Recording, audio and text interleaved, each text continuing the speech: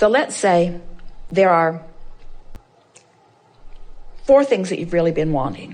One of them is a really significant increase in your finances. Another is a really significant increase in a wonderful relationship. The other is a really significant increase in the way you feel in your physical body. And the other is a really significant increase in a specific relationship with a specific person that, let's say, it isn't going very well. So there's those 4 things.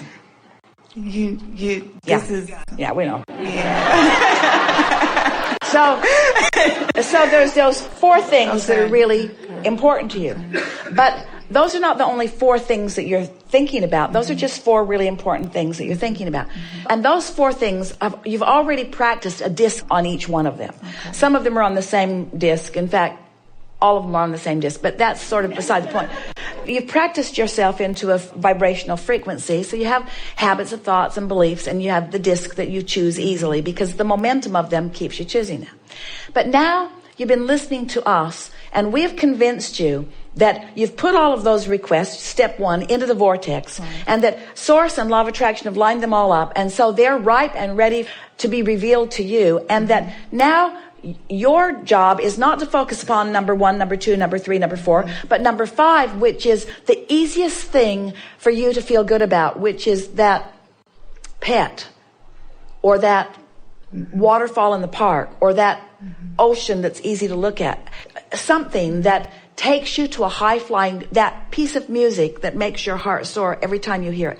Something that feels completely off the subject of any of those other things, but it feels good every time you think about it. So our assignment to you is think about that and that only, and those other 4 things will all come into your grid. Okay. Because you didn't give them in their current state any airtime. So you didn't continue the momentum that was preventing them from flowing to you. Instead, you thought about something entirely off the subject of all of those, and you used that as your excuse, as your reason. So you're on the disc, you're on the disc, you're on the disc. Before you know it, other good feeling things are too, until you're distracted from the things that haven't been working out, and your attention is upon more that is working out, and every single thing that's in your vortex that you want has to start flowing into your grid. You'll realize it. You will realize it. You will see it. You will follow the path of least resistance. It all will show up. It is our promise to you when you're least expecting it. And the reason we say when you're least expecting it, that's not the perfect word. When you're least focusing upon the absence of it. Right. When you're not beating the drum of where is it. When you're not asking the question, that's when the answer comes. When you're not focused upon the problem, that's when the solution comes. As long as you're focused upon the problem or the question, the solution, the answer cannot come. They're different frequencies.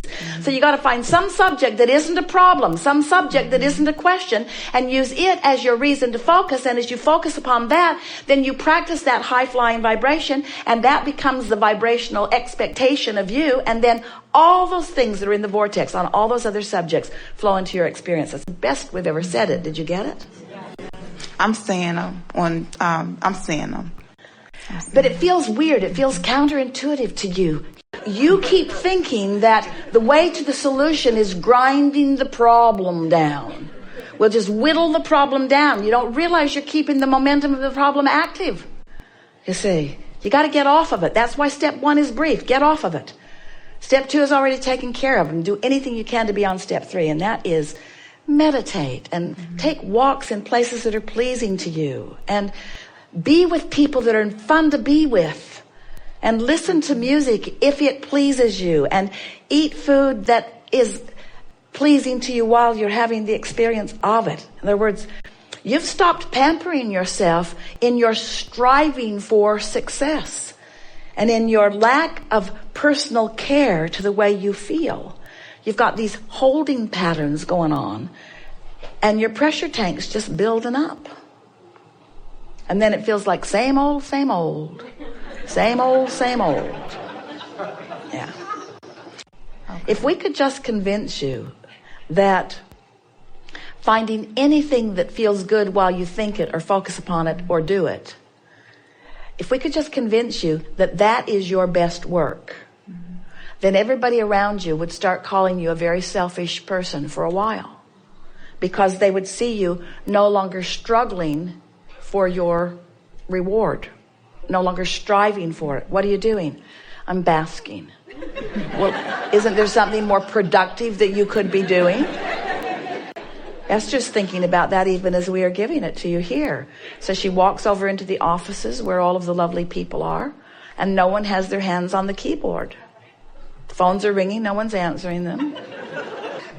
They're all there. What are you doing? Basking. Well, stop it and get to work. There's something more productive you could be doing other than basking? You think I pay you to bask? It would serve her to pay them to bask. Basking. Basking. I'm doing anything I can think of. I'm taking a break. Another one?